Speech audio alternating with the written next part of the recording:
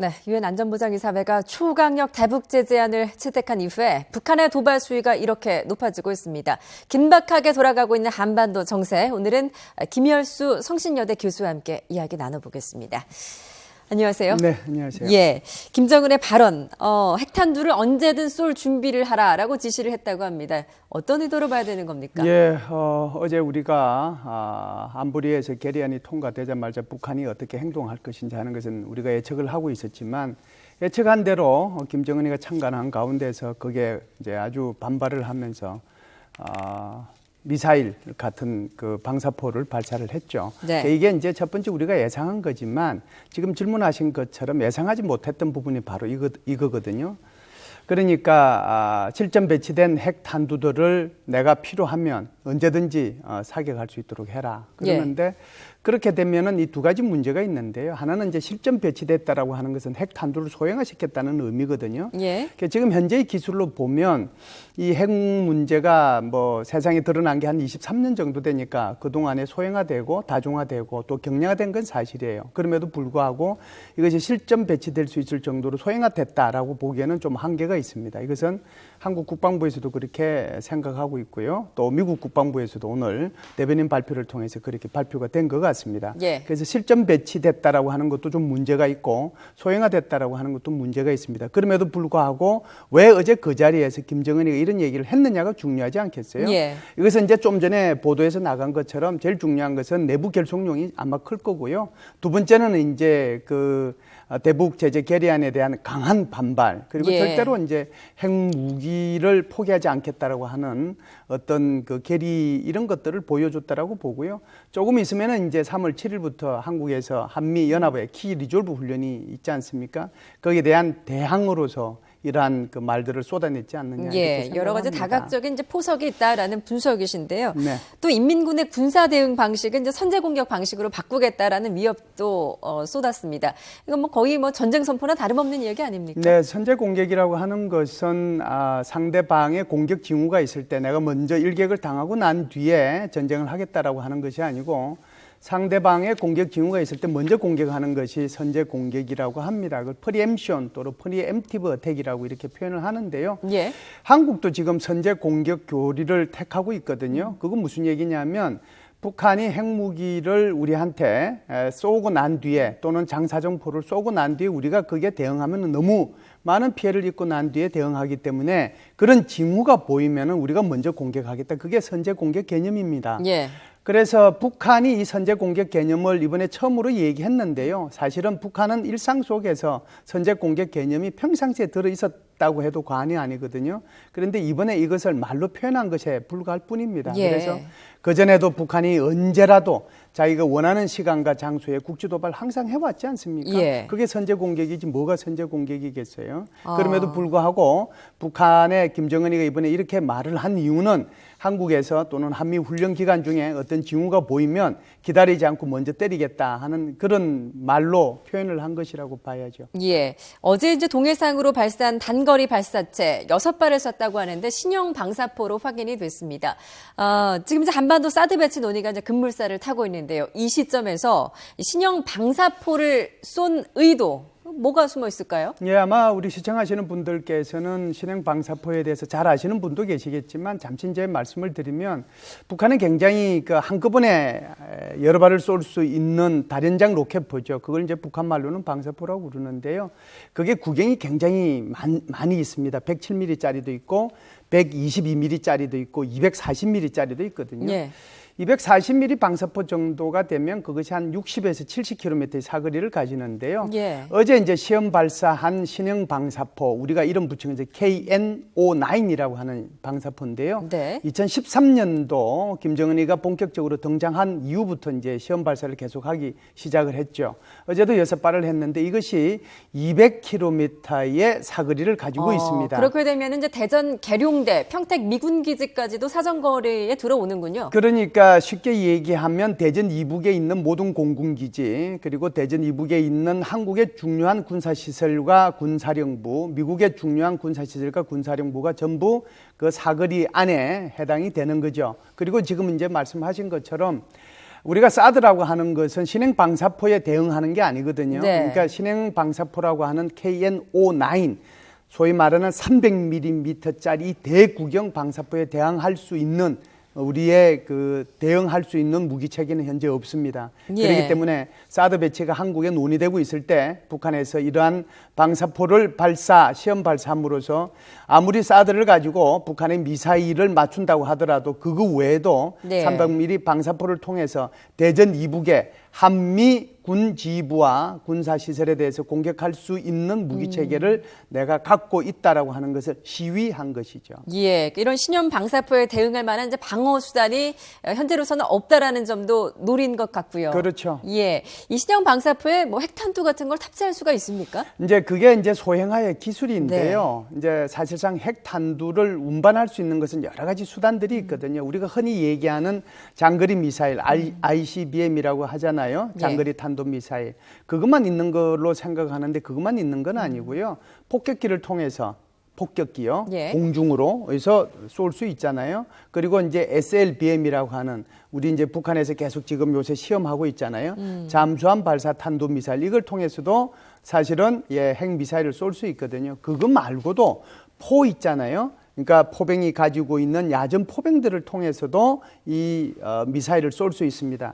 전술 핵무기 같은 것들이 이제 바로 이런 야전 포병들의 포에 의해 가지고 쏠 수 있는 것들이 전술 핵무기들인데요. 예. 300mm 방사포에도 이 핵무기 탑재가 가능합니다. 문제는 소형화의 기술이죠. 네. 얼마만큼 소형화하고 경량화해서 앞부분에 탄두 앞부분에 재래식 그 탄약 대신에 거기에다가 핵탄두를 실을 수 있는 기술을 확보하느냐가 핵심이죠. 예. 만일 그 기술을 확보하면 지금 질문하신 것처럼 300mm 방사포에도 핵무기는 탑재가 가능합니다. 그렇군요. 뭐 유엔의 대북 제재 결의에 항의하는 뜻으로 북한이 이제 어제 이렇게 무력 시위를 보인 것 어떻게 보면은 말씀하신 대로 예측 가능한 도발이었습니다. 북한이 핵 포기를 하는 대신에 이렇게 도발이라는 카드를 꺼내든 북한의 어떤 노림수 어떤 것들이 있을까요? 우선 이제 반발을 하는 것이 이제 순서고요. 순서고 내가 그 제재가 얼마만큼 나한테 가슴 아픈 제재가 되고 내 정권의 붕괴의 위험성이 얼마만큼 심각할 것이냐 하는 것은 이제 김정은이가 판단하겠죠. 한번 보시죠. 내가 갑자기 실업자가 됐는데 내일 당장 밥을 못 먹을 정도가 아니잖아요. 그런데 1년, 2년 정도 지나면은 그것이 몸으로 다가오지 않습니까? 네. 지금 북한에 대한 제재는 두 가지 제재가 들어가고 있습니다. 하나는 유엔을 통한 집단 제재죠. 안보리 결의안 2270이 의한 거고요. 하나는 한국, 미국, 일본의 독자 제재, 그리고 EU가 뒤따를 것이고 호주가 뒤따를 겁니다. 네. 이와 같이 대북 제재는 집단 제재와 양자 제재가 동시에 시너지 효과를 발휘하면서 효과를 발휘하게 될 텐데요. 예. 그것이 내일 모레 당장 나오지는 않아요. 예. 이제 짧게 나오면은 두세 달은 걸릴 거고요. 좀 길게 보면은 한 1년 넘게 걸리겠죠. 그동안은 김정은 스스로는 절대로 여기에 대해서 내일 모레 바로 야, 우리 이제는 핵무기 포기하고 뭐 육자회담에 나가겠다 이런 소리 안 해요. 예. 첫 번째 순서는 이것이 나오고요. 그리고 나서 얼마만큼 자신들한테 정권이 붕괴될 정도의 위험성이 오느냐 예. 이것이 판단하는 시기는 조금 더 기다려봐야 될 것 같습니다. 예. 박근혜 현 정부 같은 경우에도 이제 북한 체제 붕괴까지 감수하면서도 이제 계속 압박 정책을 하겠다 아니겠습니까? 이렇게 남과 북이 이제 강대강 대치를 이어갈 텐데 앞으로 이제 북한의 이런 도발 수위가 계속 높아진다면 이제 뭐 한미 그 키 리졸브 훈련이나 독수리 훈련, 한미 연합 훈련 때 어떤 북한의 도발에 따른 국지전 가능성도 지금 있는 것 아니겠습니까? 어떻게 보십니까? 네, 객관적으로 보면 지금 말씀하신 것처럼 객관적으로 드러난 현상만 보면 북한도 강, 한국도 강 이렇게 나가는 것처럼 보이죠. 그런데 그 원인은 누구한테 있느냐 하는 것은 우리가 좀 따져볼 필요가 있습니다. 북한이 사실은 이러한 그 핵 실험을 안 하고 미사일 실험 안 하면은 이렇게 나갈 이유가 전혀 없잖아요. 왜 북한에 대해서 같은 민족인데 거기에 대해서 대북 제재법을 통과시켜 가지고 유엔에서 집단 제재하고 한국에서 양자 제재하고 그런 제재하겠어요? 그러니까 기본적으로 북한에 대한 대북 정책을 근본적으로 이제 바꿀 필요가 있다라고 생각을 하는 거고요. 예. 왜 그러냐면 좀 전에도 이제 말씀을 하셨다시피 북한의 핵과 미사일 기술은 구분능선을 넘어섰다라고 생각하거든요. 예. 정말 2, 3년 내에 북한의 핵무기가 실전 배치됐습니다. 소리를 우리는 직접 들을 수도 있어요. 그러면 마지막이라는 거죠. 이제는 예. 이 마지막에 북한을 정말 핵 포기를 시키려고 하는 유일한 방법은 그것이 군사 공격이지 않는 이상 예, 중국에서도 얘기한 것처럼 사실은 대북 제재 말고는 방법이 없는 거잖아요. 그렇기 때문에 이제 대북 제재를 하는 거고요. 이러한 대북 제재와 함께 북한의 인권 문제까지도 같이 건드렸다라고 봐야죠. 그래서 대통령께서는 어제 어떤 모임에 가서 이런 말씀을 하신 거죠. 북한의 주민들을 더 이상 고통스럽게 하지 마라. 폭정을 종식시켜야 된다라고 말씀을 하셨는데 지금 현재 제네바에서는 유엔 인권이사회가 열리고 있습니다. 이게 해마다 통상 6월 말에 열려가지고 한 달 정도 열리거든요. 예. 이번에 유엔 인권이사회에서 여러 가지 의제 중에 하나가 바로 북한 인력 송출된 인력들이 있지 않습니까? 예. 북한에 파견된 외국에 파견된 근로자들의 인권 문제가 아주 아마 심도 있게 논의될 겁니다. 그래서 이제는 북한을 바꿔야죠. 더 이상 김정은이가 사실은 현재 상태로 존재한다라고 하면 저 사람이 언제까지 살 것 같아요? 네. 10년요? 30년? 50년? 우리는요. 그 사이에 북한이 핵무기 실전 배치됐다는 소리를 듣고 우리 세대와 우리 후손들이 핵무기를 이고 살아야 될지 몰라요. 예. 김정은 체제에 희망이 없다라고 하면 우리의 대북 정책은 근본적으로 바꿔야 되고 그런 차원에서 보면 대통령의 대북 정책은 올바르게 흔들림 없이 가고 있다 이렇게 봅니다. 알겠습니다. 지금 말씀 중에 잠깐 속보가 들어와서요. 하나 전해드리겠습니다. 중국이 올해 국방 예산을 지난해 증가율보다 낮은 7%에서 8% 수준으로 증액을 하기로 했다는 소식입니다. 푸잉 중국 전국인민대표대회 대변인이 밝힌 내용인데요. 오늘 베이징 인민대회당에서 열린 전인대 개막 기자회견에서 예산 초안을 통해 건의한 국방 예산 증가율이 대략 7, 8% 정도라면서 이는 지난해보다는 낮은 수준이라고 밝혔습니다. 지난해는 물론이고 최근 수년간 증가율보다 대폭 낮아진 것입니다. 중국의 국방 예산 지난해 증가율보다 낮은 7%, 8% 수준에서 증액하기로 했다는 소식입니다. 네, 교수님, 이제 한미 간의 사드 배치 이야기도 잠시 나눠보겠습니다. 오늘 이제 한미 간의 사드 약정 체결이 이루어졌는데요. 이게 이제 북한에도 어느 정도 압박이 되겠죠? 예, 사드 배치 문제를 가지고 한미 간에 공동 위원회를 구성하기로 이제 약정을 체결한 거기 때문에 이것 자체가 이제 북한에 대해서는 이제 압박이 될 수 있는 거죠. 네. 지금 이제 중국 국방비 말씀을 하셨는데, 그 잠시만 제가 말씀드리고 갈게요. 설명해 주십시오. 사실은 중국의 국방비가 지난 30년 동안 두 자리 숫자에 증가를 해왔습니다. 작년에도 그 두 자리 숫자를 유지하기 위해서 10.2% 증액을 했거든요. 그래서 올해에 이제 어떤 생각들을 다 예상을 하고 있었냐 하면 아마 중국의 국방비가 20% 가까이 증액될 수 있을 것이다라고 하는 것이 예를 들어서 이제 미국에 있는 전문가들도 그렇게 예측하는 사람들이 많았고 일부 중국 전문가들도 그렇게 예측을 하고 있었는데 지금 7 내지 8%라고 하는 것은 아주 낮은 수준이거든요. 처음으로 한 자리 숫자로 증액되는 거기 때문에 굉장히 의외라고 볼 수가 있죠. 그러고 보니까 이제 지난해 2015년에는 10%가 넘었었고요. 2014년만 해도 12%, 2013년에도 10% 이렇게 계속 두 자릿수 증가율이었는데 7%에서 8% 정도면 굉장히 처음입니다. 낮은 수준이네요. 중국은 그러면 왜 이렇게 국방비 예산을 증액을 대폭 낮춘 건가요? 네, 기본적으로는 이제 중국의 입장에서 보면 이제 정부의 부채가 계속 늘어나고 있거든요. 이 정부 부채를 줄일 수 있는 방법이 여러 가지가 있지 않겠어요? 그중에 이제 가장 쉬운 방법 중에 하나가 국방비를 줄이는 걸 겁니다.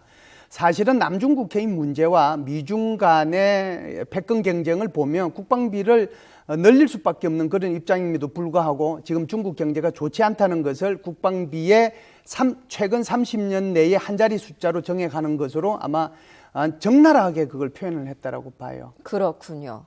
이번 이제 한반도 사드 배치에도 사실 이제 중국을 의식하지 않을 수가 없는데요. 중국이 이렇게 이제 뭐 경제적으로 위축돼 있고 뭐 이렇게 이제 국방 예산까지 그 증액률을 낮춰가면서까지도 지금 이제 경제가 좀 어렵다는 건 아니겠습니까? 그렇죠. 앞으로 이제 그 유엔의 대북 제재 이행에서도 미국 입장에서도 중국을 의식하지 않을 수 없을 텐데요. 앞으로 이제 사드 배치 논의 문제 그리고 중국과 얽혀 있는 이런 문제 어떻게 좀 전망을 해볼 수 있을까요? 기본적으로 이런 거예요. 어떻게 보면 사드 배치 우리 하지 말고 중국의 무슨 안보리 제재 결의안 충실히 이행하는 거, 그걸 이렇게 교환하는 거, 그렇게 혹시 생각하실지 모르겠는데요. 네. 시청하시는 분들한테 제가 부탁하고 싶은 있는데요. 절대로 이것은 안보 문제다라고 하는 거예요. 안보 예. 문제는 이익의 교환처럼 또는 기브 앤 테이크처럼 되는 게 아니다라고 하는 거예요. 사드 배치 문제는 사실은 이렇습니다. 우리가 미사일이 날라오면은 현재의 패트리어트 3 올해부터 들어오도록 돼 있는 2020년까지 136개 들어오도록 돼 있는데요. 현재는 하나도 없죠. 그것이 들어오면은 고도 15km에서 딱 1, 2초밖에 단 한 번의 요격 기회밖에 없어요. 네. 그러면은 이거 못 맞추면 우리가 맞는 거거든요. 그렇기 때문에 사드라고 하는 종말 단계에서 고도 40에서 150km에서 다시 한 번 더 우리가 맞출 수 있는 기회를 갖겠다라고 하는 거죠. 네. 그것도 우리 돈으로 사는 것도 아니고 주한미군이 자기네들 돈으로 갖고 들어오는 거기 때문에 그래서 이것이 중국을 고려해야 될 문제는 아니다라고 하는 거예요. 한번 보시죠. 중국은 헤이룬 장성에서 우리 한반도 전체를 볼 수 있는 탐지거리 5,000km짜리 레이더 설치했다는 거 예. 한 2주 전에 보도된 거 기억나시죠? 자기네들은 우리 한반도 다 쳐다보는데 우리는 사드 소위 말해서 사드로 가지고 북한에서 날아오는 미사일을 공격하기 위해서 한 600에서 800km 정도 가는 그 레이더 설치하겠다고 하는데 그거 가지고 안 된다라고 예. 하면은 이건 논리상 말이 안 되는 것이죠. 예. 그래서 이 문제는 이익의 교환처럼 마치 이렇게 바타 형태로 교환하는 것이 좋겠다 이런 생각은 저는 안 가졌으면 좋겠다 이런 생각을 합니다. 예, 알겠습니다. 김영일수 성신여대 교수였습니다. 말씀 잘 들었습니다.